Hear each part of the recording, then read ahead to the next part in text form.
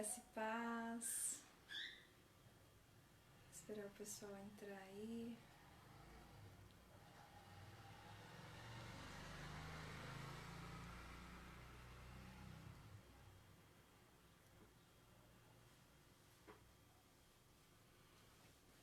Aleluia. Bom dia, povo de Deus, graça e paz a todos. Amém.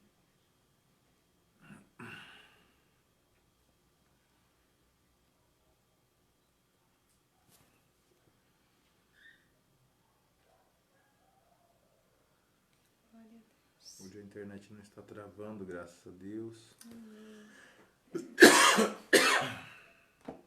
Bom dia, Jeane, graça e paz. Seja bem-vinda, filha. Bom dia, Maicon. Sejam bem-vindos.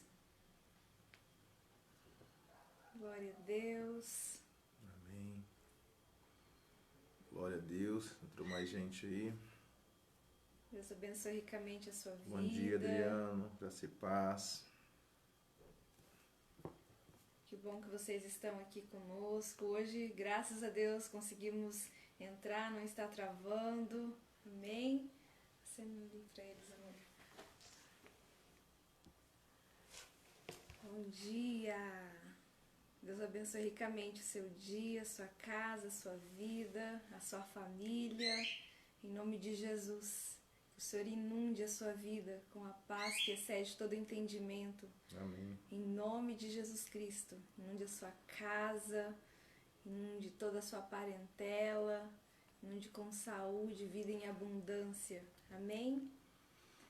Compartilhe aí, convide mais uns para estar aqui juntamente conosco. Graças a Deus hoje não está travando.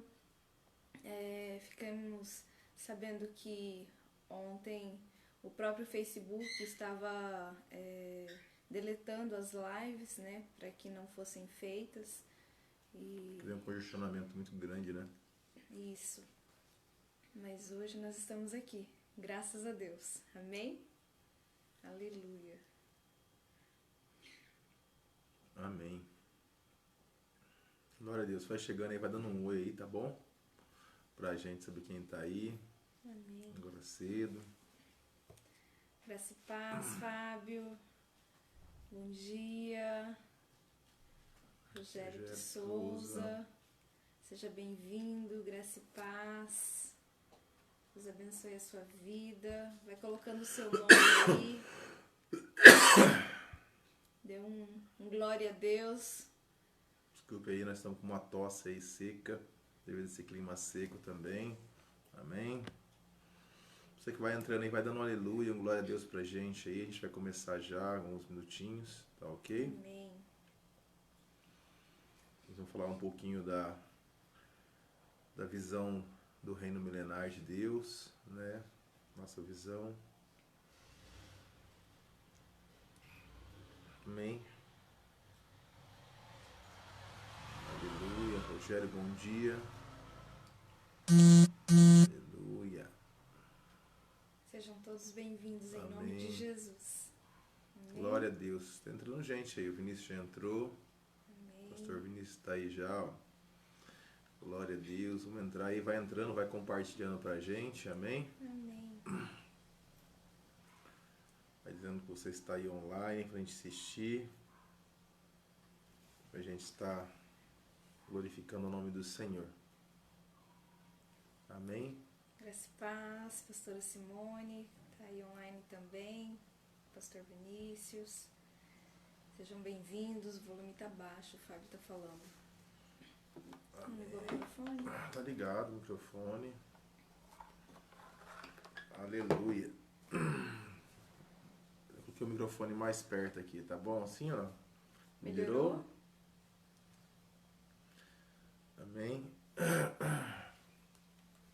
Acenar aqui pra pastora Simone. Amém. Aleluia. Tá melhor o volume? Dá um glória a Deus aí, se tiver melhor o volume.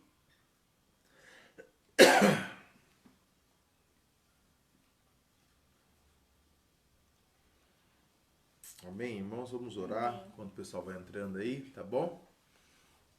Pai, estamos à sua presença, Sim, louvado seja o Jesus. seu nome. Obrigado por Amém. o Senhor ter sido bom com a gente, tem Sim, estado Deus. conosco sempre, cuidando da gente, ó Pai. Amém. Nós queremos engrandecer o seu nome, glorificar o seu nome, porque o Sim, Senhor é Senhor. bom o tempo todo.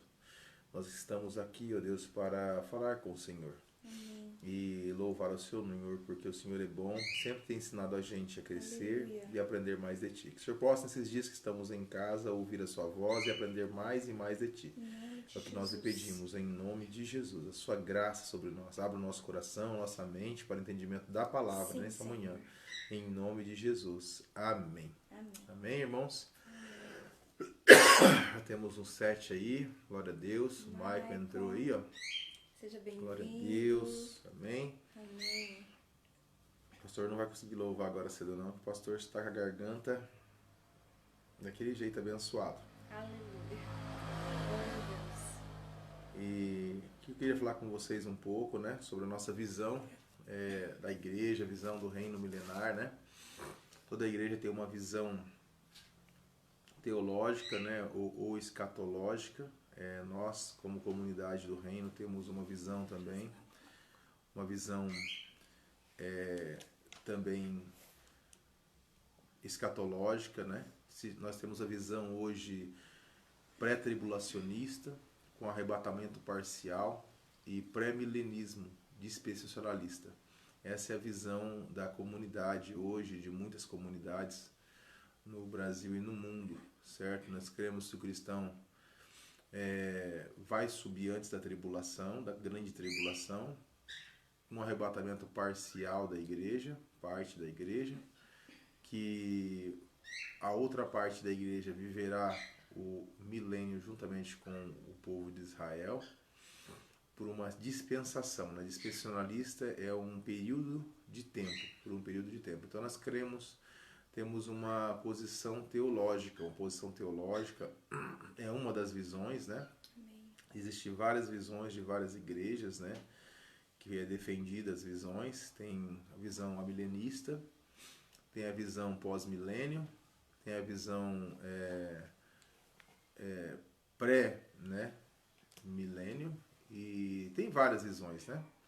Então nós temos cada um tipo de visão teológica, e a nossa visão teológica é essa visão.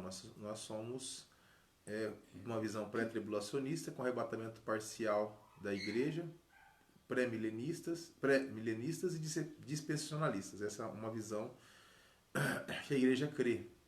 Então não tem nenhuma questão de quando pregamos ou falamos de algo, né, da Bíblia, que nós estamos fora, porque nós temos uma visão da igreja, como várias e várias visões, né? Mas a pior parte que eu tenho visto nas igrejas é quando os líderes de várias igrejas começam a chamar um ao outro de herege sem nem saber o que é o herege, né? O herege é um nome dado ao indivíduo que professa heresia, ou seja, questiona, né, certas crenças estabelecidas por uma determinada religião. E a pessoa que é contrária a esses dogmas de uma determinada religião ou seita, o indivíduo pode ser caracterizado como herege. Mas geralmente é o ateu caracterizado como herege por não acreditar em nada.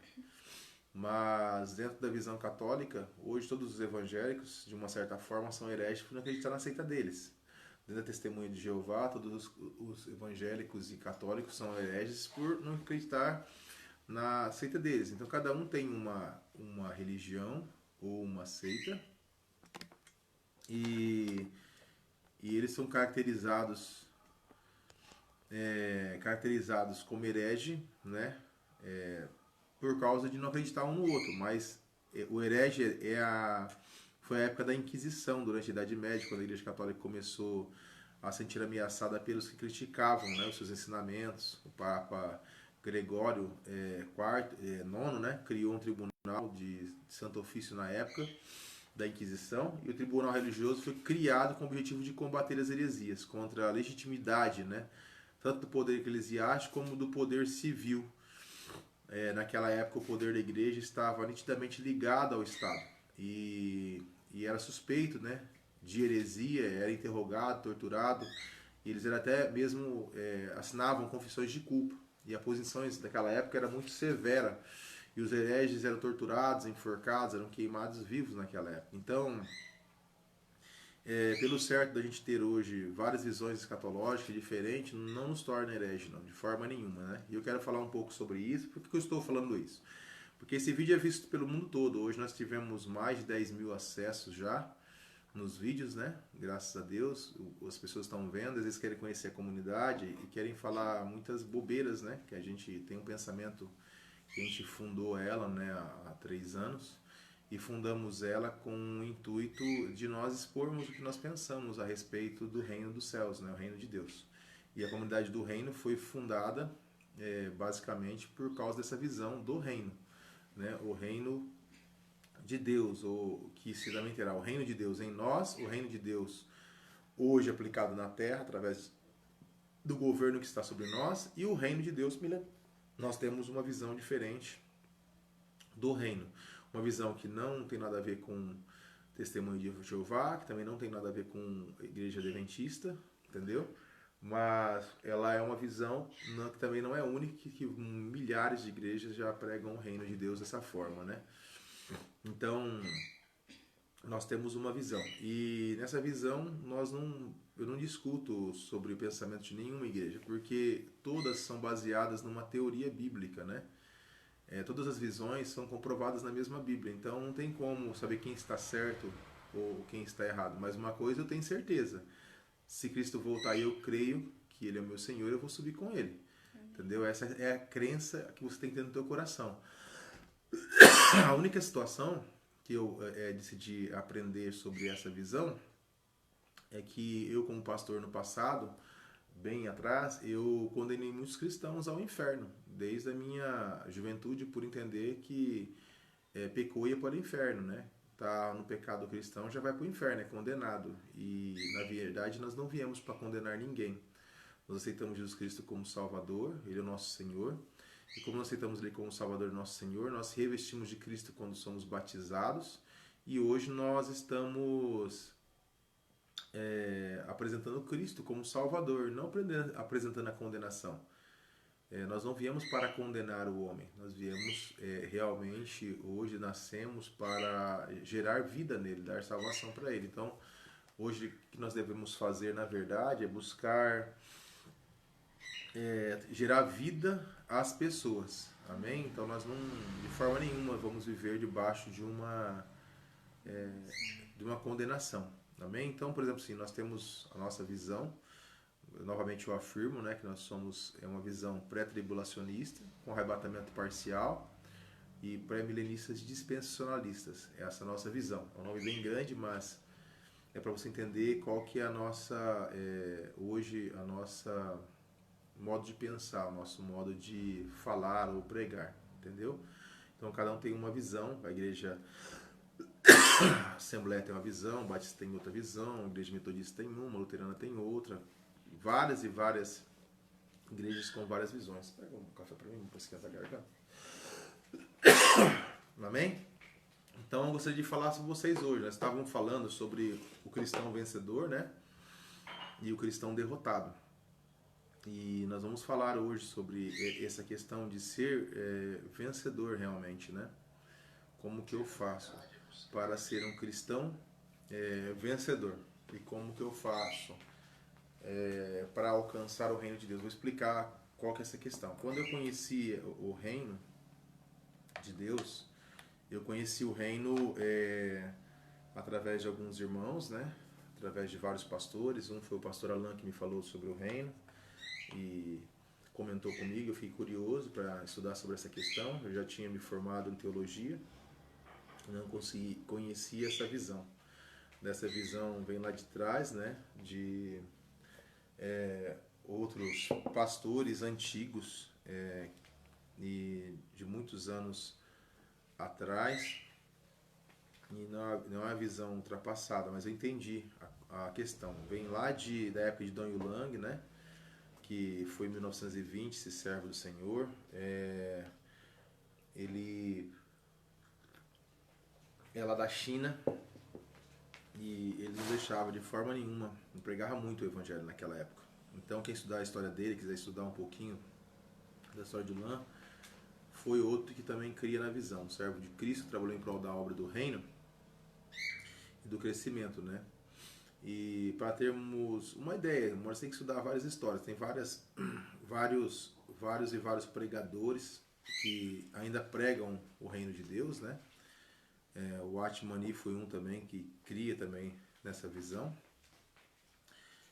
Não falo totalmente, que ela vem, essa visão ela é uma visão assim muito simples de entender, irmãos, a qual nos dá mais uma oportunidade na vida. Para você entender, nós temos oportunidades. A graça, hoje nós vivemos uma oportunidade de se encontrar ao Senhor e obedecê-lo, né, por amor, por 70 anos.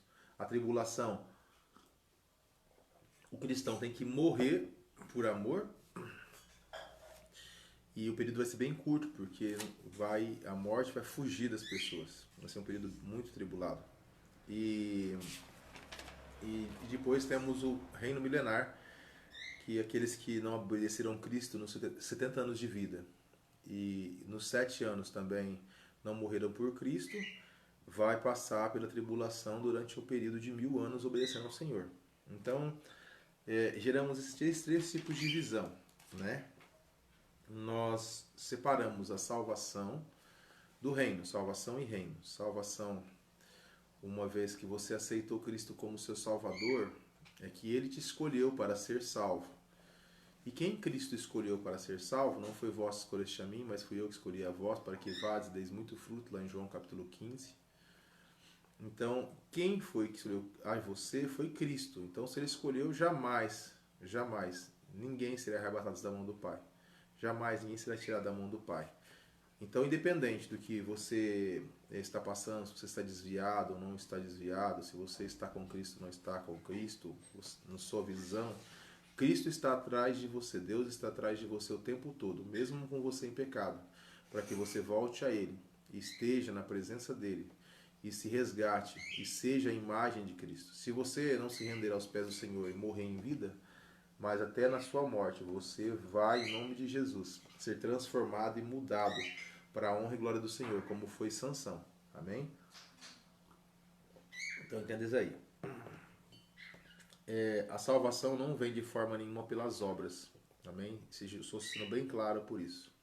Salvação é um dom de Deus, um dom gratuito de Deus. Vem por você aceitar e confessar com o nome de Jesus. Amém? E quando você aceita o nome de Jesus, a Bíblia é bem clara que teremos o tribunal de Cristo e o grande trono branco. O tribunal de Cristo será logo após o arrebatamento e o grande trono branco será no final do milênio, depois da batalha de Gog e Magog, onde será o último julgamento na condenação realmente para aqueles que vão ao inferno, lago que lá arde em fogo e enxofre, o grande Geena. Amém? Temos algumas coisas que são teorias na Bíblia, né? E outras coisas que são realidade, que nós estudamos. E nós pregamos e cremos em várias formas, amém? Igual nós temos que entender que muitas coisas na Bíblia não foram bem traduzidas, né? Igual o Sheol e o Hades, um tipo de inferno que foi traduzido como palavras traduzidas como inferno, que na verdade não são o Sheol ou o Hades, né? Uma palavra no grego, outra palavra no hebraico, são a mesma tradução, que são um lugar chamado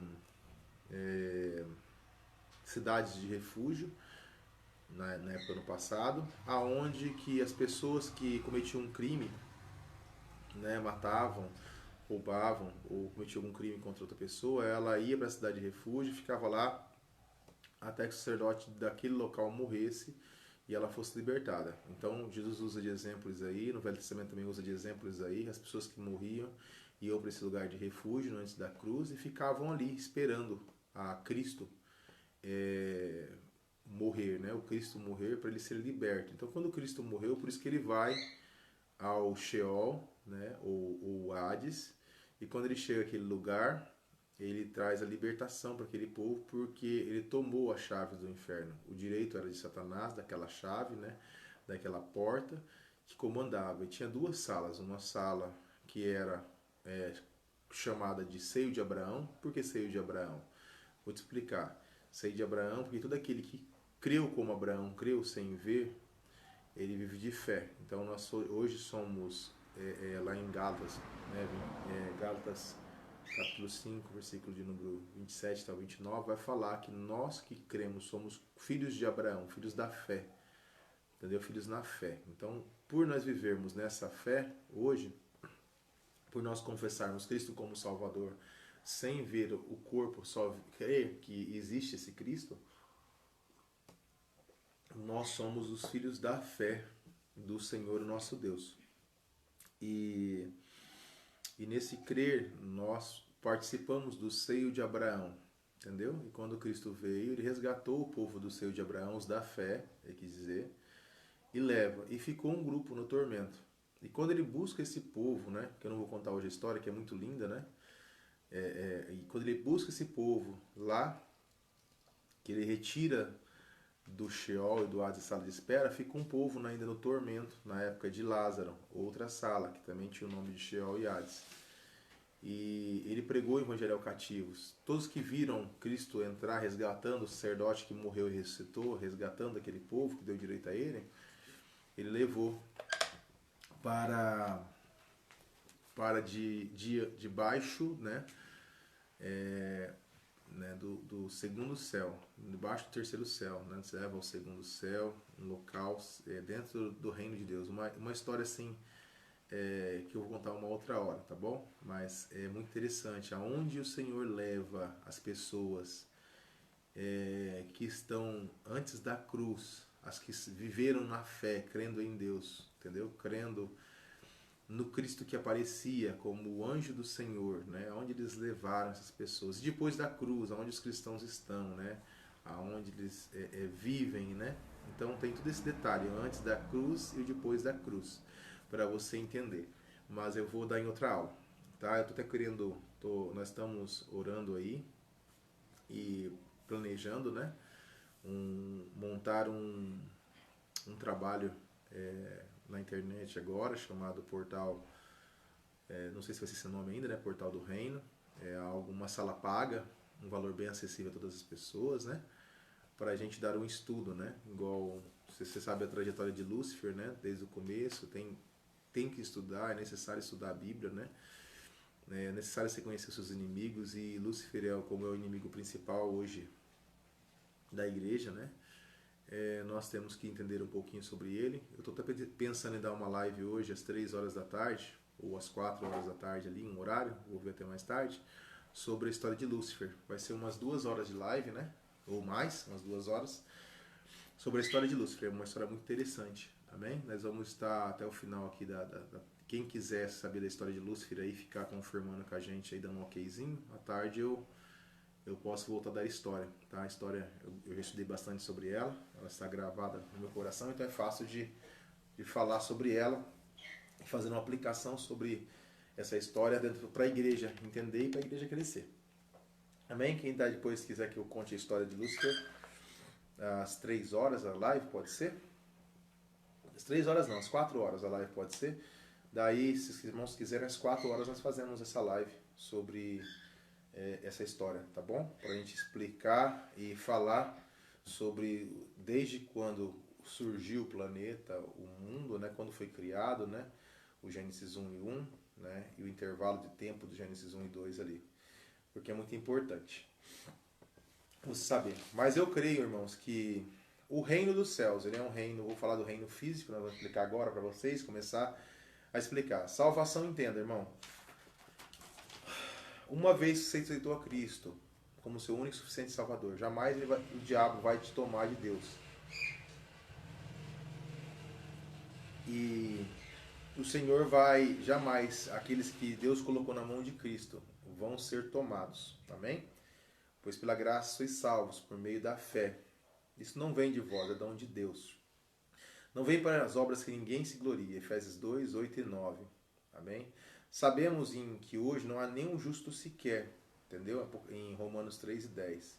Todos pecaram e estão destituídos da glória de Deus, mas foram justificados gratuitamente pela sua graça, pela redenção que há em Cristo. Entendeis aí? Tudo é através de Cristo, a nossa salvação. Agora, se estamos salvos, nós passaremos por um tribunal. Amém? E esse tribunal, a Bíblia vai relatar, lá em 2 Coríntios 5,10. Pois todos devemos comparecer perante o tribunal de Cristo, para que cada um receba, segundo o que tiver feito, por meio do corpo, ou bem ou mal. Então, o que o seu corpo faz. Mas, por exemplo, se nós vamos ser julgados por quê? Se o pecado foi perdoado, se o pecado foi levado embora, nós vamos ser automaticamente julgados pelo que nós fazemos, que nós trabalhamos. Amém? Que nós deixamos Cristo usar o nosso corpo. Quando nós nos entregamos a Cristo, nosso corpo é usado por Cristo, então ele vai automaticamente. Se nós temos a disponibilidade para usar o corpo. Isso é o reino dos céus. O reino está dentro de nós, o governo está dentro de nós. Agora eu tenho que deixar ele fluir para fora, não fazendo a minha vontade, como já preguei, né? A regra principal do reino é negue-se a si mesmo, né? E morra. Morra, irmão. A sua vontade tem que morrer, negar ela. Então vamos para a Bíblia agora, né? Vamos estudar algumas coisas que eu quero passar para vocês. E nós vamos para a live 11h30, minha esposa vai anunciar para a gente, amém? Ela vai falar o horário depois, amém? Às 11h30. E daí, se você quiser que eu faça a live sobre Lúcifer à tarde, eu faço sim, amém? Só que você tem que confirmar isso. Dá um joinha, fala que você quer, você vai estar, que daí eu faço, amém? Vamos para a Bíblia, nós vamos começar a fazer algo bem para você interessante. Vamos entender algumas coisas, né? Deus, ele criou tudo no princípio, dentro da sua palavra. E a primeira coisa que o Senhor, nosso Deus, criou foi o nosso planeta, a nossa terra. E a palavra terra se chama Éden, né? Vem do hebraico. E o Éden é o nosso planeta, né? Eu desenhei aqui para vocês, agora dá para vocês lerem. Olha lá. Éden, essa bola redonda, vamos falar que é o nosso planeta. Amém? Foi criado.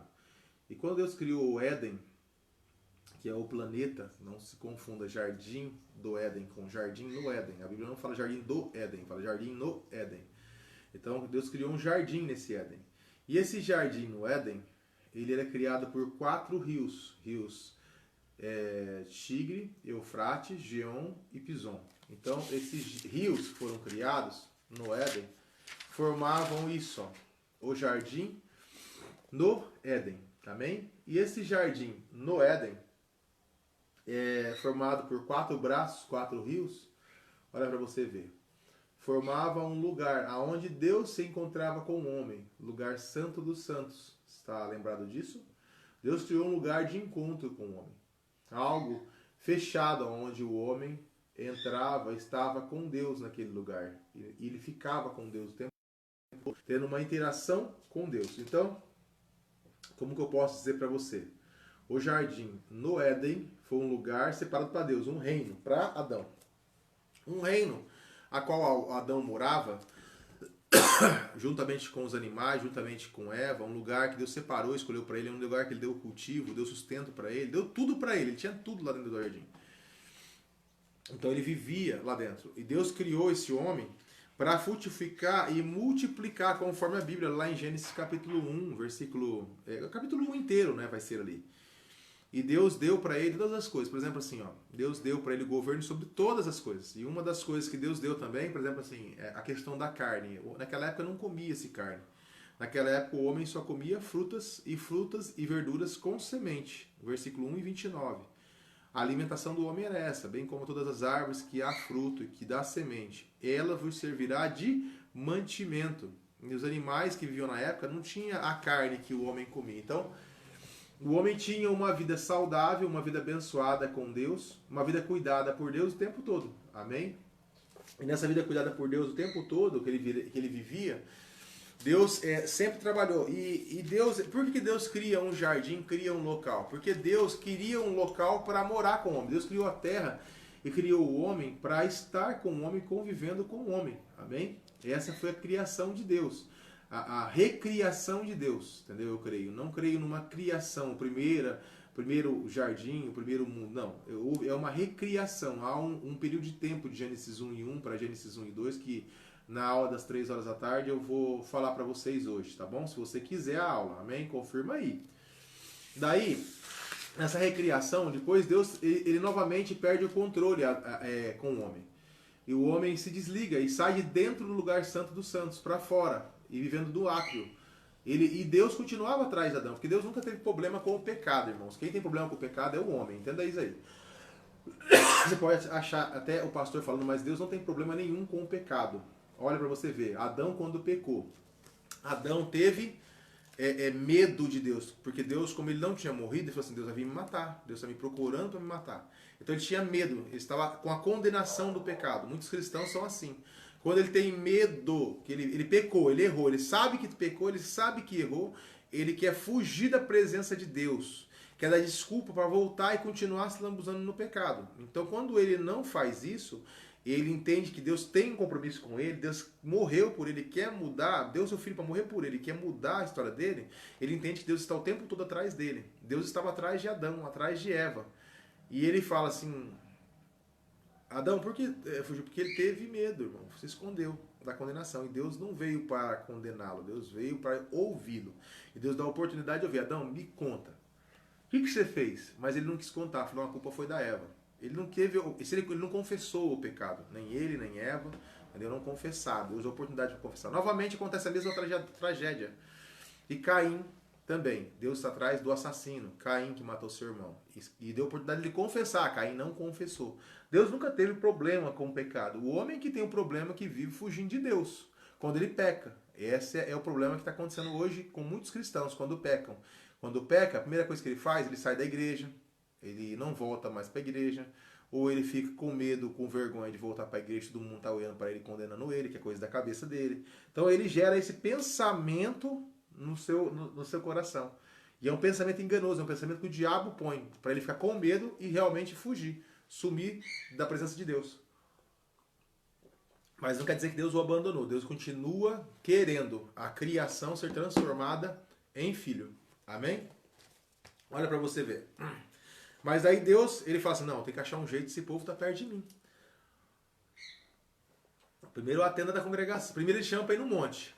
Para todo mundo subir no monte para ouvir a voz dele. O povo tem medo, o povo corre. Deus queria falar com todo mundo no monte. Moisés falou assim, Moisés, já que o povo não quer me escutar, sobe você. Vem aqui que eu vou falar com você então. E daí você fala com o povo. Entendeu? E geralmente a igreja em si, ela tem essa situação. Por quê? Porque olha, ele vai falar para Moisés, Moisés, não, sobe aqui para falar comigo no monte. Sobe aqui para falar comigo no monte, porque o povo não quer me ouvir não. E o povo fala assim, Moisés, você fala com nós. Porque se Deus falar com nós, certamente nós morreremos. Olha para você ver, eles tiveram medo de subir no monte, que Deus mandou subir para falar com eles. Olha para você ver. E quando chega a hora de subir, ele fala assim que se tem medo de subir no monte, porque se subir no monte certamente morreremos. Daí fala tu conosco.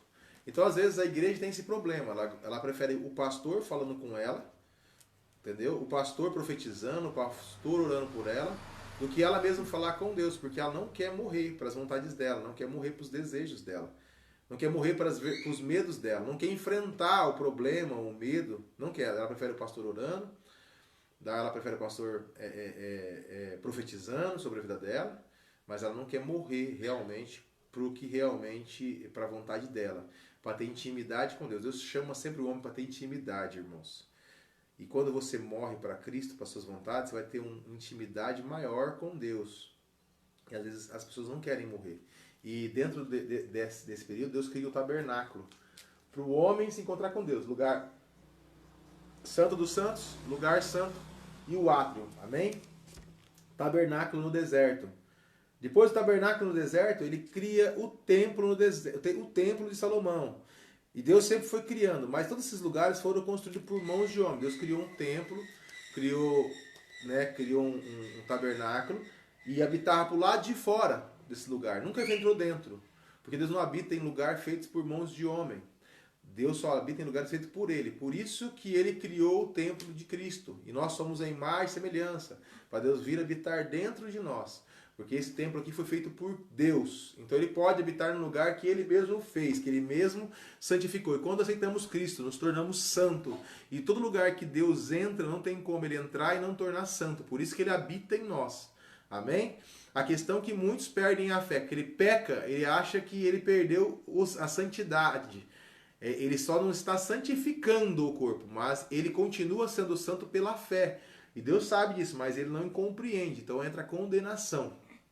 Mas aonde Deus habita ali, ele realmente entra num processo, o homem, de mudança e transformação. Não tem como não ter essa mudança e transformação. Se não mudar agora, vai mudar lá na frente, mas vai ser transformado. Ou transforma agora, ou transforma no tribulação, ou transforma no milênio.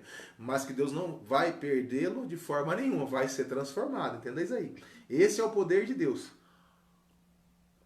Querendo ou não querendo. Agora você faz pela obediência, na tribulação a pessoa faz através de ser degolado, através da morte, e no milênio será regido com vara de ferro, né? Será as disciplinas, né, do reino, né, que eu vou passar para você depois mais para frente. Não entenda isso como algo ruim, entenda algo de bom, porque o pai que disciplina seu filho, ele disciplina porque é filho e porque ele ama, amém? Então, nessa visão do reino, você entendeu? E quando chegar no final de tudo, a terra, no milênio, o homem destruiu o jardim. Então, pela lógica que o homem destruiu o jardim, por exemplo assim, quando Moisés sobe ao monte e Deus fala assim, deixa Moisés, sobe você aqui que eu vou falar com você. Deus escreve com o seu dedo a tábua dos mandamentos, certo? Daí Adão desce e Adão quebra a tábua. Quando Adão quebra a tábua, Deus pediu para ele quebrar a tábua? Não. Ele quebrou porque ele quis, amém? Porque ele perdeu naquele momento o raciocínio. Ele saiu, como diz assim, ele desceu do salto, ele perdeu a estribeira naquele momento e quebrou por um momento de bobeira. Mas Deus fala assim, Deus é muito bom, fala, sobe aqui Moisés. Sobe novamente. Daí Moisés subiu. Quando Moisés sobe, ele vai fazer novas tábuas, só que ele fala assim, Moisés, agora escreve você, porque Deus é bom. Deu a oportunidade dele escrever a pedra novamente, mas não ficou sem a pedra. Então, da mesma forma, Deus fez o jardim. Adão destruiu com a desobediência, com o pecado. Então agora nós vamos ter que reconstruir o jardim no milênio, o homem. Então no milênio quem ficar vai ficar numa reconstrução novamente do jardim. E a cidade santa que está descendo do céu no milênio, essa cidade, ela parará no meio do planeta Terra. Se você ver lá, não vai haver mais montes, águas, nada. Será uma terra muito linda, muito plana, aonde o reino do Senhor estará sobre ela. E será reconstruído com vida que vem direto do trono de Deus. Então terá uma cidade santa. E no reino milenar, muitos não vão entrar nessa cidade santa durante os 1000 anos. Muitos irão adorar. Entendeu? Como vai ser um ano sabático, muitos terão que estar adorando ao Senhor dia e noite, todos os dias nos cultos, adorando ao Senhor nos dias de adoração que será estipulado pelo Senhor. E nesse momento aqui do reino, que eu falo hoje para vocês, quando eu falo o reino de Deus, eu falo de um reino de um povo que estará fora do reino, fora dos muros da cidade, e um povo que estará dentro. O povo que estará fora, os cristãos derrotados, o povo que estará dentro, os cristãos vencedores. Amém? Por exemplo, os cristãos derrotados estarão para o lado de fora dos muros, e o cristão vencedor dentro do muro. Amém? O cristão derrotado, que eu falo assim para vocês, derrotado por quê? Por causa que ele não houve a perseverança. Ele não houve o esforço. Na Bíblia fala assim, né? A Bíblia é bem clara. Ela fala lá em Mateus, né? Que desde os tempos de João Batista o reino é conquistado por esforços, que esforços se apoderam dele, né? Mas que esforço é esse, né? Ele está falando de uma perseverança dentro do reino dos céus. E essa perseverança, que é dentro do reino de Deus, começou desde o tempo de João Batista. E essa perseverança do reino, ela vem até hoje, os cristãos emprestando o seu corpo para Deus usar para a honra e glória do seu santo e precioso nome. Amém? Então, para nós estudarmos sobre os cristãos vencedores e derrotados, né, eu quero te passar algo para você entender. É que hoje, é como se nós morássemos, vou dar um exemplo, né? No reino da Inglaterra. Todo mundo conhece de ouvir falar no reino da Inglaterra. Muitos conhecem o reino da Inglaterra devido a muitos noticiários na internet, muitos noticiários na televisão, né? Mas nós não entramos no reino, dentro do castelo, dentro daquilo. Por quê? Porque ali só entra o rei, a rainha, os príncipes que são dali do reino. É a mesma forma hoje, mas nós conhecemos e ouvimos falar. No reino milenar será a mesma forma. Nós ouviremos falar do reino, conheceremos, mas só entra aqueles que foram reis e sacerdotes, vencedores, que estavam realmente para entrar naquele lugar. Entenda dessa forma, um resumo bem prático para você entender. Amém? Mas você vai querer saber. Porque todos os governos estarão vindo de lá. Tudo estará vindo de lá. Todo mundo vai querer ter interesse em saber sobre isso daí. Amém? No reino milenar. E hoje, como que funciona? Para que eu alcance esse reino, depois que eu morrer, ou para eu alcance, conquiste esse reino enquanto estou vivo hoje, eu tenho que me submeter ao governo de Cristo hoje. Porque se eu obedecer ao governo de Cristo hoje aqui na Terra, com certeza, quando eu me encontrar com Ele, eu vou obedecer o governo dele, entendeu? Porque o ser humano, ele é um ser racional, entendeu isso aí? Ele tem inteligência, conhecimento, ele tem disso dele, então ele não vai perder isso de forma nenhuma, ele vai continuar sendo um ser inteligente e um ser com conhecimento, com sabedoria para governar. Então, aquilo que é te dado na Terra, aqui hoje, um governo de Deus, é para você multiplicar e frutificar. Com a parábola das minas que nós vamos estudar, entendeu? Você multiplicou a mina que foi dada, daí você terá o direito a 10 cidades. Multiplicou 2 minas que foi dada por 10, você dá direito a... Então assim vai, é o governo. Aquilo que você multiplica na terra, multiplicará no reino dos céus. Aquilo que Deus te confiou na terra, você tem que trabalhar em cima disso, lutar. Não é por obrigação. Nada é por obrigação. O reino não é por obrigação e nem por medo. Vou fazer isso porque eu... Não, você não vai fazer isso por nada. Você vai deixar Cristo usar você no momento certo. Porque tem pessoas que conquistaram o reino sentadas. Como Maria, que ela ouviu e fez aquilo que era a boa obra do Senhor. Amém? Então, não se apavore aí por causa do reino, tá bom? Eu vou explicar de uma forma bem simples para você entender, bem compreensiva. Para você entender sobre o reino dos céus. E o reino dos céus, eles têm tudo a ver com as igrejas do Apocalipse. As igrejas do Apocalipse, ela tem tudo a ver. Você pode olhar assim que na palavra do Senhor, ele fala assim, nas igrejas do Apocalipse, 7 cartas da igreja. Ao que vencer, né? Será te dado tal coisa. Ao que vencer será te dado tal coisa, né? Ao que vencer será dado um maná escondido. Ao que vencer será dado o fruto da árvore da vida. Ao que vencer será te dado... Sempre ao que vencer, as 7 igrejas. Amém? E quem tem ouvidos, ouça. Essa é uma frase primordial, que também se encontra muito lá em Mateus. Por quê? Lá no capítulo 13 de Mateus, todas as 7 cartas que foram para as 7 igrejas do Apocalipse, elas têm uma parábola em comum no Evangelho de Mateus, do capítulo 13. Então, a primeira carta de Éfeso, ela é comparada com a parábola do semeador. A segunda carta de Esmirna é comparada com o trigo e o joio. A terceira carta de Pérgamo é comparada ao grão de mostarda. A quarta carta de Tiatira é comparada ao fermento dos fariseus, fermento da massa. A quinta casa de Sardes é comparada ao tesouro escondido. A sexta casa, que é Filadélfia, é comparado a um negociante que procura boas pérolas. E a Laodiceia, a rede lançada ao mar, selecionado peixes. Amém? Mas todos dentro do capítulo 13 de Mateus. Amém? Então nós vamos estudar um pouquinho sobre isso, para você entender sobre o que é o reino dos céus. E depois nós vamos estudar outras coisas mais para frente. A gente vai passando aí. Amém? Abra a Bíblia aí em Apocalipse, capítulo 2, versículo do 1 ao 7. Amém? Você abre aí sua Bíblia, vamos ler um pouquinho. Apocalipse, capítulo 2.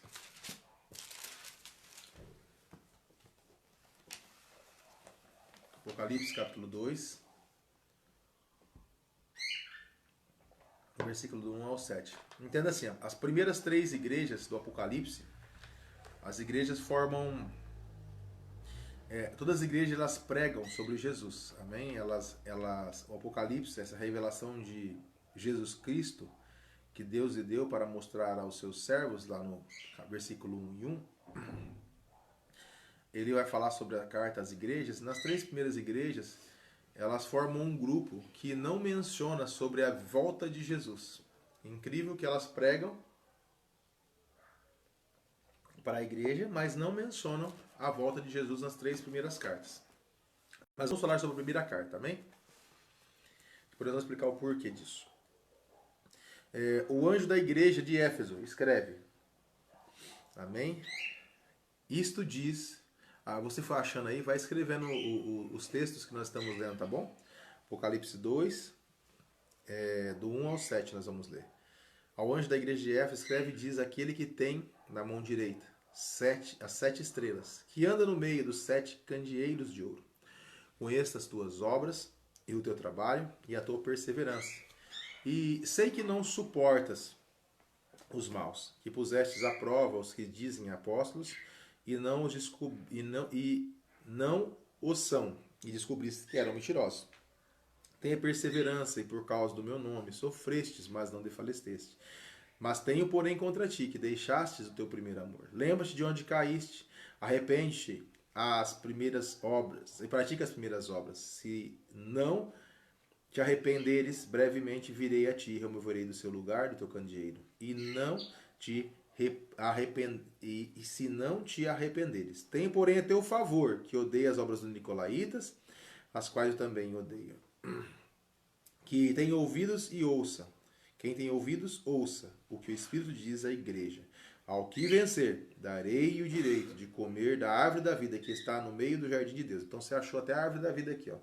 A árvore da vida hoje está no jardim, no meio do jardim de Deus. Amém? Então ela volta. Mas vamos lá para você entender. Algo bem interessante aqui.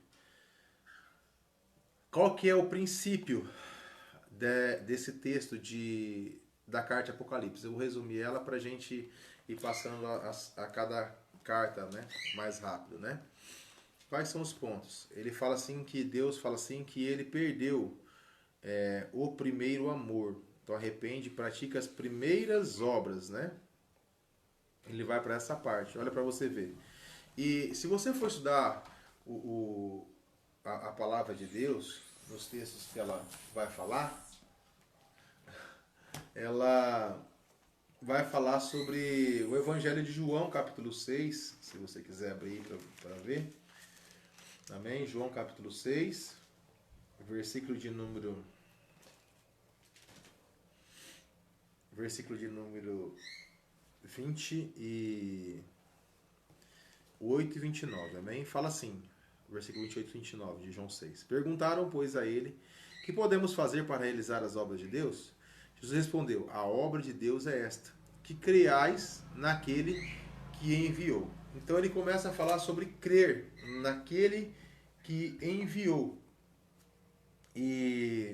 Ou seja, na carta de Apocalipse, ele vai falar assim que conheço as tuas obras, o teu trabalho, a tua perseverança, sei que suporta os maus, pusestes à prova os que dizem apóstolos, e não sei, eles até testavam os apóstolos que estavam lá, ponhavam à prova para ver se ele era mentiroso ou se não era, estavam falando a verdade ou se não era. Falou, eles têm perseverança por causa do seu nome, então eles têm perseverança para conquistar, eles tinham esforço, se esforçavam fazendo as coisas por causa do meu nome, mas sofreste, mas não desfaleceste. Ele fala assim, mas tenho contra ti que deixastes o teu primeiro amor. Lembra de onde caiu e arrepende, pratica as primeiras obras. Qual que eram as primeiras obras? As primeiras obras eles faziam crendo no Senhor Jesus, que era Ele que fazia todas as coisas. Que Ele que fazia. Então eles estavam perseverando, eles continuavam fazendo a mesma coisa, continuavam exercendo a mesma coisa que eles faziam. Eles faziam a mesma coisa, todos os dias.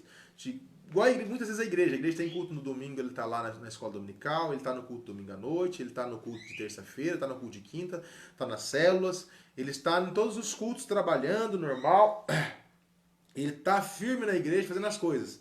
Mas a obra do Senhor é que creiais naquele que enviou, ou seja, crer em Jesus Cristo, crer em Deus, O Pai, crer naquele que me enviou, crer em Deus, crer em Pai, adorando a Deus, louvando ao Pai. Essa é a obra principal. Ele fala assim, ó, Senhor, qual obras que nós temos que fazer para Deus? Ele fala assim, só tem uma obra, que creiais naquele que ele enviou, em Jesus Cristo. Creem em Jesus Cristo, que é Jesus Cristo que faz todas as coisas. Por exemplo, assim, ó, qual que é o problema da igreja? É um princípio que a igreja muitas vezes não segue. Quando eu falo igreja, irmãos, eu falo assim, não falo só do pastor da igreja física, não. Eu falo das pessoas em si, pastores, líderes, membros da igreja, né? Um princípio bem básico. Vai se encontrar em Lucas 17, 7 a 10. Né? Ali é uma situação que você vai entender. Lucas 17, 7 a 10. Os irmãos aí marcam os textos para mim. Já falei sobre João 6, né? Agora Lucas 17, 7 a 10. Ele vai falar algo muito interessante ali. Vamos ler o versículo 6 ali. Respondeu-lhe o Senhor: se tivesses fé como um grão de mostarda, direis a esta moreira: arranca-te daqui e planta-te ao mar. E ela vos obedeceria. Qual de vós terá um servo a trabalhar na lavoura ou a apacentar o gado, a quem, voltando ele do campo, diga: chega-te e assenta-te à mesa? E não diga-lhe antes: prepara-me o jantar, apronte-se e serve-me, até que venha comida e bebida, e depois comerás e tu beberás. Dá graças ao teu servo, porque fez o que lhe foi mandado. Amém? Creio que não. Assim também, vós, quando fizerdes tudo o que vos for mandado, dizeis: somos servos inúteis, fizemos somente o que devíamos fazer. Olha para você ver. O Senhor chega contando uma história. Fala assim: olha, qual dos servos aí de vocês que, se estiver trabalhando na lavoura ou no gado, você acabando o trabalho fala assim: vai na minha frente, prepara a mesa para mim jantar. Daí ele vai na frente e prepara a mesa para jantar. Quando o patrão chega, o patrão come. Acabou de comer, ele serviu, ele saiu da mesa.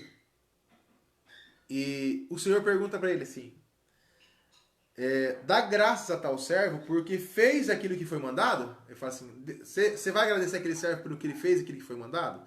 Daí eles vão falar: sim, Senhor. Ele fala assim: creio que não. Porque ele só fez aquilo que lhe foi pedido, ele não fez além do que foi pedido. O reino, nós temos que entender o seguinte: nós não fazemos só aquilo que nos foi posto para fazer. Nós temos que exceder a expectativa. Quem ama faz além. Quem ama vai exceder o que é necessário. Ele não vai fazer só o serviço mediano, aquilo que fica comum para ele, normal para ele. Nós somos seres que somos criados sobre um sobrenatural e não dentro de uma normalidade. Nós temos o sobrenatural em nossas vidas. E a questão é o seguinte: quando nós fazemos algo, nós recebemos esse algo do Senhor, amém? Mas quando nós cedemos aquilo que fazemos a boa obra. Olha para você ver, Marta foi levantada para fazer aquilo que era para Marta e Maria. Maria para fazer a unção dos pés de Jesus e Marta para fazer a unção na cabeça de Jesus. Duas unções, uma unção de morte, uma unção de ressurreição. E Marta não sentou para ouvir a palavra de Deus e não fez nenhuma das unções, mas Maria fez e antecipou ainda fazer. E como ela antecipou fazer antes de Cristo ser morto, ela fez a unção e quis falar assim: essa é a boa obra, porque ela antecipou-se a fazer. Ela fez além do que foi pedido para ela. Ela fez com fé. E muitas vezes nós fazemos somente aquilo que é pedido para a gente. Somente aquilo que foi colocado diante da gente para fazer. E não excedemos. Não fazemos além. Olha para você ver. Jesus é bem claro. Ele fala assim: olha, se alguém chegar para você e tomar a sua capa, certo? Dê a ele também o seu sapato, dê a ele também a sua carteira. Ele está dizendo assim: ó, você tem que fazer além. Por quê? Todo mundo que chega diante de você, até mesmo um ladrão que venha para te roubar, ele não pode sair da sua presença, que você foi revestido de Jesus Cristo, sendo ladrão. Por isso tem que fazer além. Dar a sua carteira, dar a sua roupa. Por quê? Porque isso excede o entendimento, excede o pensamento de Deus. Faremos além do que foi posto. Esse ladrão não sairá como ladrão, mas sairá assim como uma pessoa abençoada por Cristo, que transformou a sua vida. Entenda para você ver. Quando uma pessoa bateu no seu rosto, espancou você, e você vai virar outra face para bater, ele não está dizendo que você ele vai ser um espancador porque ele te esmurrou. Não, fala assim: bate do outro lado porque eu estou te pedindo para bater. você vai tirar aquele título de espancador. Não tem como alguém chegar na presença do Senhor e continuar sendo aquilo que ela é. Então, quando alguém chegar na sua presença e você está dando Cristo a ela, não tem como ele chegar na sua frente e não for mudado de vida. Se ele não mudar de vida, é que Cristo não está aparecendo em você. Ou em mim. Mas Cristo não está aparecendo. Assim, não tem como eu fazer somente aquilo que me foi pedido. E muitas vezes nós vivemos debaixo de uma religiosidade, obedecendo regras que foram impostas pela igreja para mim não fazer isso, que isso é errado. Isso daí se chama religiosidade, fazer aquilo que foi lhe posto. E nós temos que fazer além disso, porque olha para você ver, a lei ou as regras que foram impostas, leis e regras são impostas para filhos que não obedecem à palavra. Olha para você ver. Se você tem um filho e você fala, filho, olha, um princípio, né? Filho, faz tal coisa com o pai, assim, assim, assado, né? Não faça, por exemplo assim, filho, não mexa nessa tomada elétrica que pode te dar um choque, amém? Você deu um princípio para ele fazer por quê? Por amor. O amor é te obedecer como pai. Daí o filho não obedece, foi o que aconteceu com a gente em Gênesis. Não toque na fruta, senão certamente morrerás. Daí o Adão foi e tocou. Daí teve que criar lei para o homem obedecer, porque ele não obedecia. Daí qual foi a lei? Ó, se você tocar aí, nessa tomada, certamente você vai apanhar. Entendeu? Então, já fez uma lei que se implantou que se ele tocar vai apanhar. Daí isso é por quê? Porque o filho é desobediente. Então, se você vive debaixo de uma lei de igreja, ainda, de uma lei de religiosidade, né, imposta por homens, é porque ainda eu sou filho desobediente. Porque automaticamente, quando você é um filho obediente, você não obedece uma lei. Você faz além do que obedecer aquela lei. Entendeu? Você faz muito mais do que aquilo lá. Daí você está sendo um filho que está fazendo além do que foi te pedido. Às vezes pediram, ó, cuide de uma célula, mas você já quer cuidar de 2, 3, tá? Foi posto além. Às vezes você quer cuidar de uma célula, quer cuidar de outras coisas também. Por quê? Seu coração quer fazer muito mais. Às vezes você está ocupado na segunda e na terça, mas você quer se ocupar todos os dias, na noite, para fazer as coisas de Deus. Então você vai ter como se ocupar além do que lhe foi lhe posto. Entendeu? Fazer além do que lhe foi colocado. Não fazer aquela vida mediana normal. Né? Olha para você ver. Fala assim que grande é o seu galardão. Ele vai falar nesse texto. Quando você faz assim. Grande é o seu galardão. Por causa deles. Mas é porque as pessoas entendem uma coisa. Ela acha que o galardão dela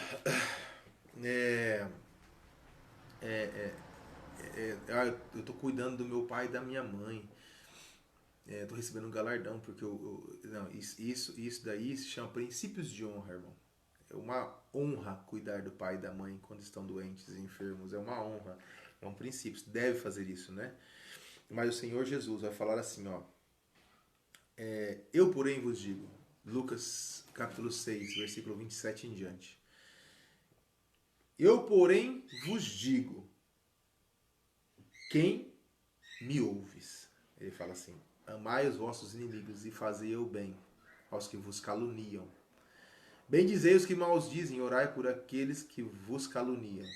Ao que te ferir uma face, oferece também a outra, e ao que tirar a tua capa, deixe que ele leve também a túnica. E qualquer um que te pedir, ou ao que pegar o que é teu, não peças de volta, porque ele não vai ser ladrão. Como vos quereis que os homens vos façam, da mesma maneira fazeres também. Porque, olha para você ver, se amardes os que vos amam, que recompensa tereis? Que galardão tereis? Até os pecadores amam os que amam. Então qual galardão que você tem em amar aqueles que vos amam? Não tem galardão. Galardão você vai ter naqueles que não vos amam em amar. Aquele que vos ama chama princípio de honra. Você tem que amar, exercer uma honra, entendeu? É um princípio de honra você obedecer ao seu pai. Você vai ter uma recompensa por obediência ao seu pai, à sua mãe, entendeu? A sua mãe, entendeu? Agora aqueles que você não ama, esse tem galardão. Se fizerdes o bem a quem vos faz o bem, que recompensa, que galardão tereis?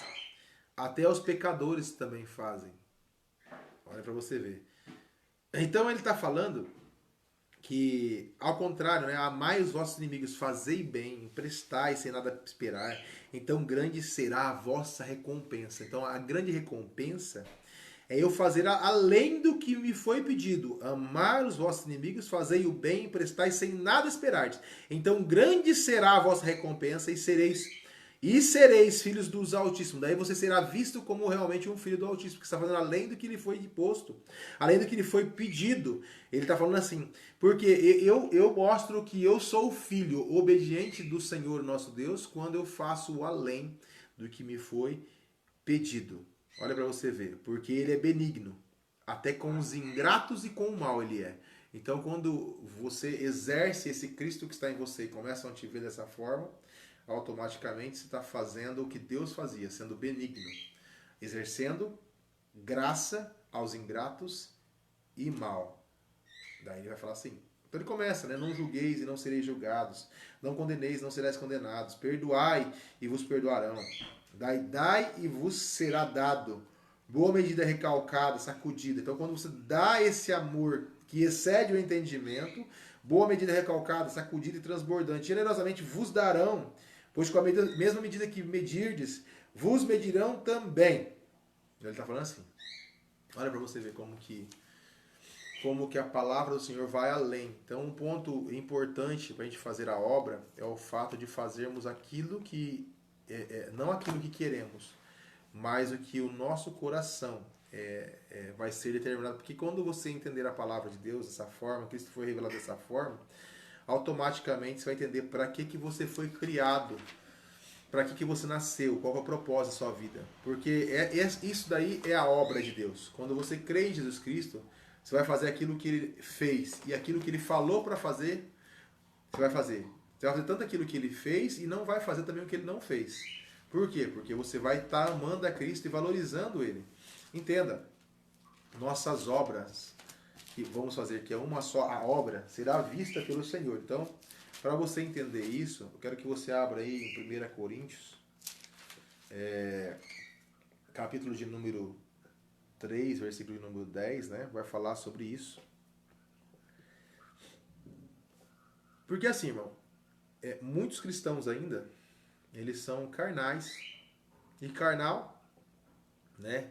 É como menino em Cristo. É a palavra certa. Paulo fala sobre isso. 3:1. Irmãos, não vos pude falar como espirituais, mas como carnais, como meninos em Cristo. E menino gosta de brigar, gosta de bater de frente com religião, gosta de bater de frente com teologia. Menino gosta de justificar, e justo não se justifica. Mas a Bíblia é bem clara, em 1 Coríntios 3:10, ali ele fala assim, ó, segundo a graça de Deus que me foi dada, pus eu como sábio construtor o fundamento de ouro, o fundamento, e outro edifica sobre ele. Mas veja, cada um como edifica sobre ele. Cristo é o fundamento, irmão, e cada um edifique sobre ele. Amém? Pois ninguém pode pôr outro fundamento além do que já está posto, a qual é Jesus Cristo. E se alguém sobre este fundamento levantar um edifício de ouro, prata, pedras preciosas, madeira, feno ou palha, a obra de cada um manifestará, porque o dia demonstrará pelo fogo, e será revelada, o fogo provará qual seja a obra de cada um. E se a obra que alguém edificou sobre ele permanecer, esse receberá o galardão. E se a obra de alguém se queimar, sofrerá perda, ou tal será salvo, todavia, como pelo fogo. Olha para você ver, ele está falando aqui sobre o quê? Ele está falando sobre que nós estamos trabalhando todos os dias para edificar a nossa construção sobre Cristo. E nós temos obras que são de ouro, prata e pedras preciosas, de madeira, palha e feno. A obra de cada um vai se manifestar, porque todas passarão pelo fogo. Todas passarão pelo tribunal de Cristo, serão provadas pelo fogo. Então, quando passa madeira, palha e feno pelo fogo, ela queima e some. Quando passa o ouro, a prata e a pedra preciosa, automaticamente o ouro é purificado, a prata também, a pedra também. Ela passa e aguenta o fogo. Ela aguenta aquilo lá. E essas são obras feitas com amor. Certo? Prata, a redenção, ouro, a glória de Deus, entendeu? E cada um tem uma função no corpo de Cristo. Então, essa obra que está passando pelo fogo, a obra de cada um, ela está passando pelo tribunal de Cristo, sendo avaliada, como foi feita. Ah, agora eu vou trabalhar. Não é assim. deixar Cristo usar aquele seu corpo. É você se render aos pés de Cristo, Ele trabalhar na sua vida, Ele trabalhar na sua história. Daí, quando passa pelo fogo as suas obras, você receberá o galardão referente a isso, quando você faz além do que foi lhe posto, do que lhe foi lhe colocado.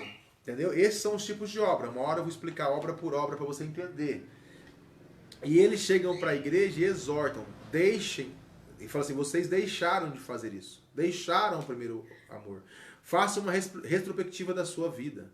O amor, ele falou assim, o maior desafio de que quem está no topo da igreja é permanecer lá. E para permanecer lá a gente tem que buscar, porque quanto mais você busca, mais Deus vai lhe dar. Olha para você, Éfeso passou por um tempo agradando a Deus. Certo? Ela passou agradando a Deus e não podia de forma nenhuma esmorecer. E é um princípio irrevogável no reino, é o esforço para permanecer crendo em Cristo e não crendo que o que você faz vai levantar a igreja. O que você faz vai levantar... A igreja não depende de mim ou depende de você. A igreja depende de Cristo. E quando eu acho que a igreja depende de mim para fazer algo, então eu não estou fazendo o esforço. Isso não é esforço, isso não é perseverança. Perseverar em Cristo, que Cristo está me usando. Eu sou um vaso usado por Cristo. Porque quando eu quero reconhecimento para mim, falando o que eu fiz, o que eu deixei de fazer, aquilo... Não, isso daí é uma pessoa que não está realmente esforçando para o reino, uma pessoa que não está permanecendo, crendo em Cristo na fé, porque não é você que faz, você não tem capacidade nenhuma para fazer algo perfeito de Deus. Irmãos, Deus, Ele é perfeito, só aceita o sacrifício perfeito, certo? E agora Ele só aceita o sacrifício vivo, santo e agradável a Ele. E esse sacrifício é Cristo, certo? Cristo morreu e ressuscitou, está vivo. E esse Cristo que está em mim, é Ele que faz o que eu faço para a obra de Deus. O ministério pastoral é dele, o ministério apostólico é dele, o ministério profético é dele, o ministério evangelista é dele. Todos os ministérios são dele. Então, o reino de Deus, o ministério de Deus é dele. Então, se eu entender que achar que é eu que faço, nunca vou fazer nada. Porque senão, daí por quê? Porque Cristo que está fazendo de mim. Se eu fizer pelo meu esforço, eu vou continuar cansando, nunca vai dar certo, vai continuar do mesmo jeito. Agora, tudo que Cristo faz, Ele multiplica e dá frutos. Jesus fala por meio do Espírito. Quando ouvirem e darem atenção. Entendeu? Como que é? Eu ouça a voz do Senhor. Quem tem ouvidos, ouça. Ouvir. Vem, povo de Israel. Sobe no monte para me ouvir. Daí o povo de Israel fala assim, não, o que o Deus pedir nós faremos. Deus não mandou fazer nada, Deus mandou ouvir. Às vezes quer fazer muita coisa na obra de Deus. Certo? Mas você não ouve ninguém falar com você, principalmente seu líder, seu pastor. Você não escuta, você não dá atenção. Por quê? Porque você está muito ocupado fazendo coisas para ouvir ele. Amém? Então o Tiago fala que cumpridores da palavra são os ouvintes. Então Tiago 1, 22, 24, se você ler lá, né, ele vai falar sobre isso. Irmãos, entenda, olha. Aqui, nesse capítulo da primeira igreja de Éfeso, ela vai falar junto com a parábola do semeador. Vai lá, em Mateus capítulo 13, okay? 13, versículo 1, lá, para você entender. Mateus 13. Ela vai ser comparada do 1 ao 23 com a igreja. É um texto magnífico. Amém? Ele vai falar sobre a parábola, né? Fala assim, naquele mesmo dia, Jesus saiu da casa à beira-mar. Amém? Então Jesus é uma das questões, né, que as pessoas acham que é a segunda casa de Jesus. Certo? Jesus tinha 5 casas. Ele sustentou 12 famílias. Pelos historiadores, ele sustentou mais de 700 famílias, Jesus, que andavam à sua volta. Então Jesus não... Se falar que Jesus é pobre, irmão, para alguém sustentar hoje 12 famílias ou 700 famílias, os historiadores falam, Jesus não era pobre não. Amém? Isso aí é uma crença chamada franciscana que vem lá de Francisco de Assis. E nessa crença criaram um Jesus pobre, um Jesus que a pobreza significava humildade. E humildade não é pobreza. Amém? Então, olha para você ver. Ele vai começar a contar sobre a parábola do semeador. Daí ele começa, certo semeador, saiu a semear, e quando semeava, da parte de semente caiu na beira do caminho, e vieram as aves e comeram. E ele começa a contar. Daí ele começa a contar a história. E a outra parte caiu em terreno pedregoso, onde havia terra bastante, logo nasceu, porque a terra não era funda.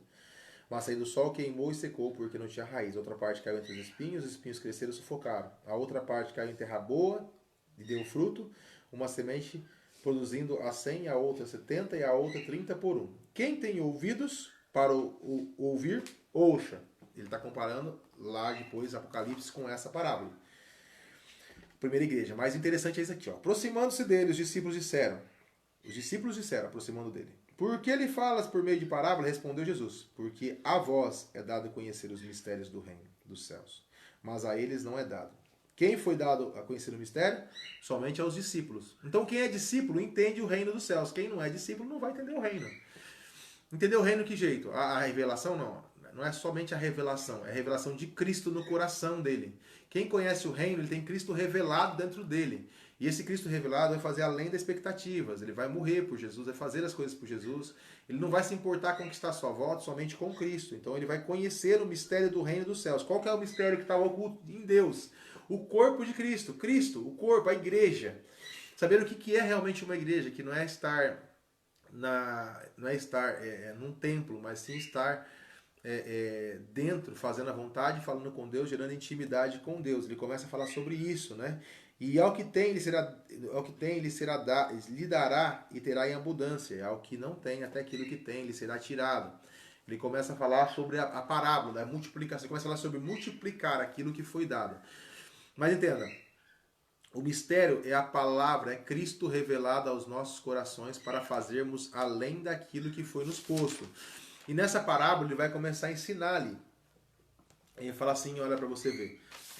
No primeiro versículo ali, ele vai ensinar. Ele vai começar a falar sobre o que é isso. Né? O que está acontecendo. Amém? Vamos continuar lendo o texto ali. Ele vai começar assim, ó. Versículo de número 13. Ele fala assim, por isso lhes falo, por parábolas, porque eles vendo não veem. E ouvindo não ouvem, e nem compreendem. E neles cumprirei as profecias de Isaías. Certamente ouvireis e não compreendereis. Certamente vereis, mas não percebereis, pois o coração desse povo está endurecido, e ouviram de má vontade. E assim na igreja, muitas vezes, os cristãos estão na igreja hoje, falando aqui dos cristãos, né?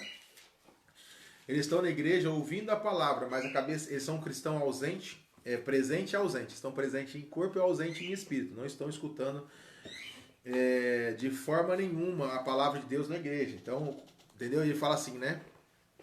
Ao ouvir de fato, mas nenhuma maneira entendereis. E vendo de fato, de uma maneira percebereis. São os 3 tipos de terra: ouvidos insensíveis, olhos superficiais e um coração aflito. Eles se negam a entender. Não querem ser curados de forma nenhuma, entendeu? Rejeitam de livre e espontânea vontade a verdade. Daí continua no versículo 15. Porque o coração desse povo se tornou insensível e gordo. Olha para você ver. E com mozalidade, os seus ouvidos ouvirão e ainda fecharão os seus olhos e ainda fecharão seus olhos, para acontecer que vejam com os olhos e ouçam com os ouvidos, e entendam que seu coração se converteu, e por fim os cure. Mas olha lá em Ezequiel 34. Ezequiel capítulo 34 vai falar sobre esse gordo, né? Essa ovelha gorda. Daí, nessa ovelha gorda, que ele vai falar, ele vai tratar, que ele fala dos pastores, né? Mas o que eu achei interessante é lá que ele vai falar assim, versículo Ezequiel 34, vai falar sobre as ovelhas. Eu apacentarei as minhas ovelhas, Ezequiel 34 e 15. Eu apacentarei as minhas ovelhas, as farei repousar, diz o Senhor Deus. As perdidas buscarei, as desgarradas tornarei a trazer, as quebradas ligarei, a enferma fortalecei, mas a gorda e a forte destruirei. Eu apacentarei com juízo. A gorda e a forte. A ovelha gorda é a ovelha egoísta, e a forte é aquela que se acha que fazendo tudo pela força do seu braço, que acha que ela não precisa do sacrifício de Cristo. Ela se acha muito santa, se acha muito... Ela até fala de Jesus, conversa sobre Jesus, mas por ela ser muito santa, ela acha que não precisa de Jesus para santificá-la ou para se tornar ela santa. Porque não somos santos por causa das nossas forças, nós somos santos porque Cristo nos fez santo. E aqui ele fala que essas eu destruirei, capacitarei com o juízo. Olha, Deus não vem com a justiça, ele vem com o juízo. E quando ele chega com o juízo no lugar, ele estabelece aquele juízo e faz acontecer aquilo lá. E quanto vós, ó ovelhas minhas, assim diz o Senhor Deus, eu a julgarei entre ovelhas, e entre carneiros e bodes, certo? Líder e líder. Daí ele fala assim, mas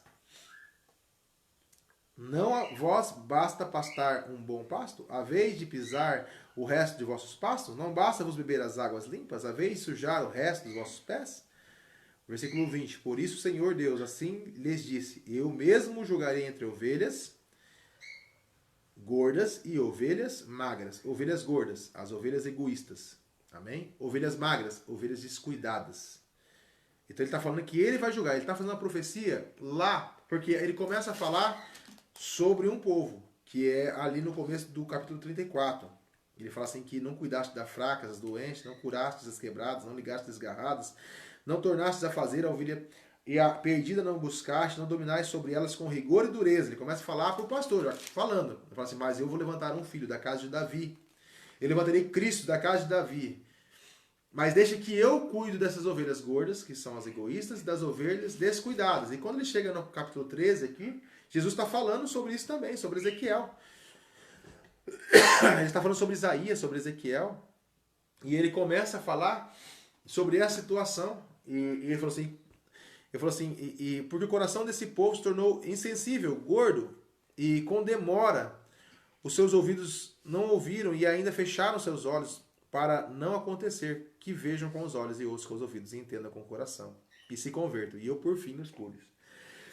Ou seja, eles não conseguem entender, eles não queriam ser curados, não tem espontânea vontade. E no versículo 16 ele fala assim, mas bem-aventurados os vossos olhos porque veem, e os vossos campos e ouvidos porque ouvem. Ou por seja, é um campo fértil, um campo que está próximo para ouvir. Entendeu? Pois verdadeiramente eu vos digo que muitos profetas e justos desejaram ver o que vejo, mas não ouviram, e ouvir. E os que ouvis não ouviram. Ouvir, entendei-vos, pois a parábola do semeador. Ele começa a explicar. Ele fala assim, ouvir é a capacidade de entender e produzir 100 vezes mais. Então quando você ouve, você tem a capacidade de produzir até 100 vezes mais. Essa vai ser a explicação da parábola do semeador. Ouça, entendeu? Daí ele começa a explicação no versículo de número 19. Todo aquele que ouve a palavra do reino e não a entende, olha para você ver, vem o maligno e arrebatará o que lhe foi semeado no coração. Esta é a história, esta é a que foi semeada à beira do caminho. Então todo aquele que ouviu a palavra do reino e não entende. Todo aquele que ouviu a palavra de Deus, a palavra do que eu tenho que fazer para a obra de Deus, que é crer naquele que me enviou. E tudo que eu faço é Jesus que faz através de mim, mas eu não entendi isso e eu continuo fazendo achando que é eu que faço, então automaticamente essa palavra ela foi semeada e vem o diabo e arranca do meu coração essa palavra. Então daí entra aquele cristão falando aqui, mas ninguém me reconhece, mas ninguém vê o que eu faço nessa igreja, ninguém vê o que eu faço para Jesus, ninguém me dá valor. Esse é o cristão, que ele faz, mas não entendeu que o crédito é Deus, o elogio é Deus. Porque quando você recebe o elogio na terra, fica o seu galardão na terra. Quando você recebe o seu elogio lá no céu com o Senhor, o seu galardão será no reino dos céus. Depois ele continua, segunda situação. Aquele que foi semeado nos lugares pedregosos é aquele que ouve a palavra imediatamente e recebe com alegria. Ele ouviu, viu, abriu seu coração, mas lhe faltou raiz para suportar. Suportar o quê? A angústia, a perseguição e a tentação do escândalo. Ele tipo assim, ele recebeu, ele está tudo bem, ouvindo a palavra, aceitando a palavra, começa a trabalhar na obra, daí chega um momento de angústia, de tristeza. A angústia dele não deixa ele mais trabalhar na igreja, não deixa ele mais fazer a obra de Deus. A tristeza dele, a perseguição que está sofrendo, tipo alguém falando com ele, ai, mas só você que faz coisas na igreja, só fulano que é elogiado e você não. Começa a ter uma perseguição na mente dele. Isso faz com que ele automaticamente abandone a obra de Deus. E quando começa a tentação dele vir sobre ele, e ele querer cair no pecado, e começa a gerar o escândalo, automaticamente ele começa já a perder a capacidade dele de produção, a capacidade dele de multiplicação dentro da obra de Deus. E ela vai diminuindo isso. Então, ele ouviu, viu, mas não conseguiu firmar as raízes quando veio sobre ele a angústia, a tristeza, a perseguição, porque tudo isso tirou ele da igreja, afastou ele da igreja. Entendeu? Porque ele ficou com autopiedade. Ele começa a ficar se auto... como que eu falo assim? Tipo assim, ai, tadinho de mim. Eu fiz tudo certo, e por que Deus está fazendo isso comigo? Ai, por que Deus está fazendo aquilo comigo? Por que Deus faz isso? Ele começa esse negócio. Isso é autocomiseração. Entendeu? O que está acontecendo não foi Deus que te proporcionou, foi realmente a sua ignorância, ou a sua... Foi o momento que você errou, que você fez uma circunstância errada, e você está pagando aquilo que você fez. Plantou, vai colher aquilo que você fez na terra. E depois entra, foi semeada com espinhos, entre os espinhos, e aquele que ouve a palavra. Mas os cuidados deste mundo e a sedução das riquezas sufocam a palavra, e ela fica infrutífera. Ou seja, ouviu, viu, abriu temporariamente seu coração, mas os cuidados domésticos, a avareza do desejo de ser rico ou de ser alguém que ele não é, sufocaram o seu crescimento, impediu de dar fruto. E ele perde a capacidade de produção dele, de multiplicação. Ele às vezes produz até um período de tempo da vida dele, ele fica um período da vida dele produzindo, mas quando os cuidados, por exemplo, a pessoa se preocupa mais com a casa dela do que o lar dela, do que a casa de Deus, do que o próprio Deus. Quando ela se preocupa muito em querer adquirir coisas, ter coisas e correr atrás de coisas, automaticamente ela começa a sufocar a Deus, porque ela começa a tirar o tempo de Deus para fazer as coisas para ela. E isso é o sufocar o reino de Deus. Deus te colocou um propósito para você fazer algo para Ele, e automaticamente você começa a parar de fazer as coisas para Deus, porque você está cansado demais, trabalhou demais, porque você está cansado demais, porque você tem muitos outros afazeres além das coisas de Deus, ou porque você acha que, por exemplo, assim, as pessoas falam assim, nossa, mas fazer as coisas de Deus cansa, não sei o quê. Às vezes a pessoa vai na igreja do domingo, fica 2 horas no culto, tem a célula de 1 hora na igreja e mais uma aula de 1 hora. Ela gasta 4 horas por semana para servir a Deus. E ela trabalha 44 horas semanais. E ela acha que a obra cansa.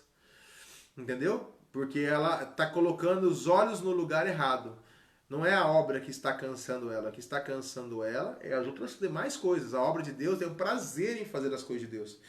Então essa é a questão. Muitas vezes nós sufocamos. Os espinhos são aqueles que nos sufocam. Muitos cuidados para outras coisas que não são as coisas de Deus. E ele está falando isso para a igreja de Éfeso, avisando ela, falando, olha, vocês perderam o primeiro amor, perderam o foco. O foco é Jesus Cristo. O foco é Cristo. Você tem que, se você tiver fé em Cristo, não vai ter tempo ruim, não vai ter canseiro, não vai ter um momento difícil, vai ter só um momento que você vai se dedicar às coisas de Deus. Daí ele continuou, mas o que foi semeado em boa terra é aquele que ouve a palavra e entende. E dá frutos, produz 100, 60 e 30 por 1. O resultado da perseverança, o resultado do esforço que eu falei para vocês lá de Mateus, que fala, o reino de Deus se conquista por esforço, os esforços se apoderam dela. O reino de Deus se conquista pela perseverança, no amor. E os que perseveram nesse amor se apoderam do reino. Ele fala, e apoderar do reino é o quê? É conquistando o reino. Se apoderam daquilo que Deus colocou sobre os seus ombros. Resgatar, né? O que se pode. Veja, mesma angústia, mesma circunstância ruim, mesma perseverança, mesma falta de dinheiro, mesmo a dificuldade, isso não vai sufocar. Mesmo se eu estiver rico, com muito dinheiro, isso não pode me sufocar. Entendeu? Porque assim, a Bíblia de nenhuma forma condena a gente de ser rico. Não. Tá bom? Porque a Bíblia fala assim que é muito difícil entrar um rico, mas não quer dizer que é impossível. O rico pode entrar, mas seria difícil. Por quê? Porque ele não pode sufocar ele para fazer as coisas de Deus.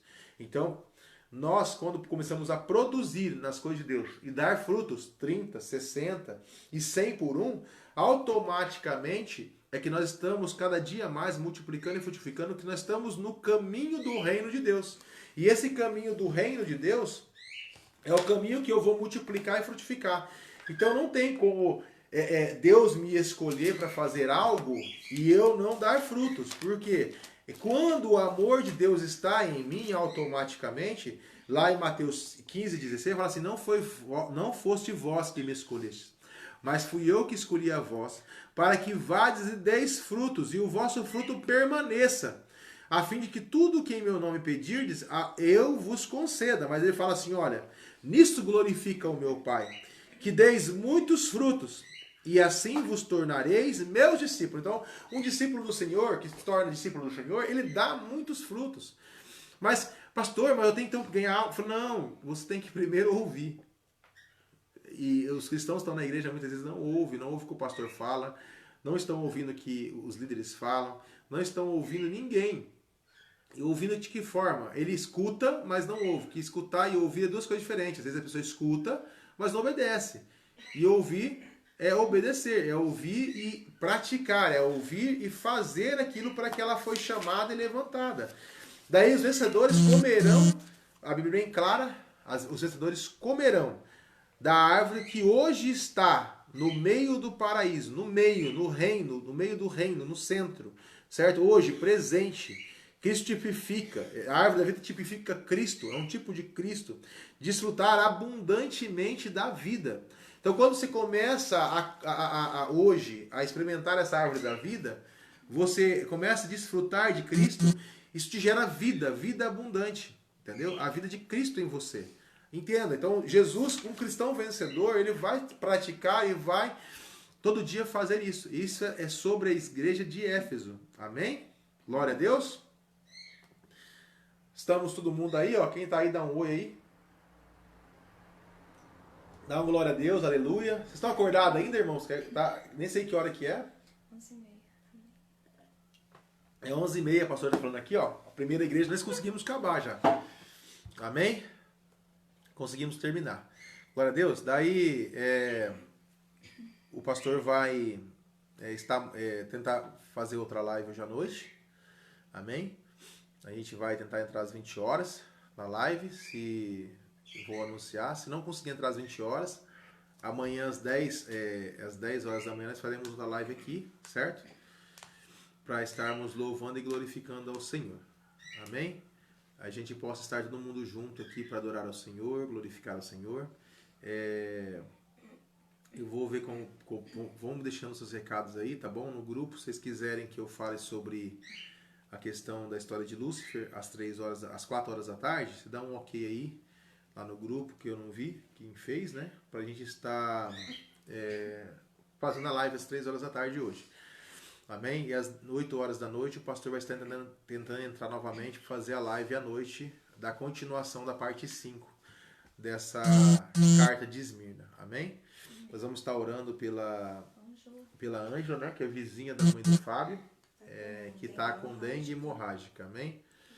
Vamos estar orando agora, glorificando o nome do Senhor e vamos estar agradecendo ao nome do Senhor agora também e finalizando. Amém? Deixa aí seu recado, se você quiser participar à tarde, nós vamos dar uma aula sobre essa questão à tarde da história de Lúcifer, né? A queda de Lúcifer do reino dos céus, como que foi a história dele certinho ali para você entender e ficar por dentro. E à noite, às 8 horas, vamos tentar fazer a live novamente, entrar ao vivo lá. Se a internet não der sobrecarga aí, nós estaremos todos juntos fazendo essa live à noite. Amém? Vamos orar? Pai, estamos em sua presença, nós queremos orar pela Ângela, a vizinha ali do Fábio, Deus, que o Senhor possa nesse momento, Deus, estar curando ela, visite ela, leve seu Santo Espírito, o Senhor Jesus vai visitar ela, o médico dos médicos, para que esteja curando, libertando ela em nome de Jesus. Nós declaramos ela curada, liberta desse espírito de enfermidade. Nesse momento clamamos pela vida dela, Pai, pela sua família, pelo seu lar, pela sua casa, acampe os anjos ao seu redor, proteja, guarda ela, livre de todo o mal em nome de Jesus. Nós colocamos diante do Senhor a vida de cada irmão, de cada amado, de cada irmã que está aí presente, que passou por aí, para que o Senhor possa engrandecer ao nome do único e suficiente Salvador. Para a honra e glória do seu nome, nós glorificamos, exaltamos ao Senhor, que o Senhor possa continuar a nos abençoar e a trabalhar em nossa vida, em nossa história. Nos abençoe hoje à tarde, hoje à noite, que possamos ter momentos grandiosos da sua palavra, em falar do seu amor. Em nome de Jesus. Amém, Deus. Amém. Amém. Um abraço a todos aí. Deus abençoe vocês, em nome de Jesus. Tenha um ótimo dia na presença do Senhor aí, tá bom? Busque bastante Ele aí. Cada dia, mais e mais. Um abraço a todos. Deus abençoe.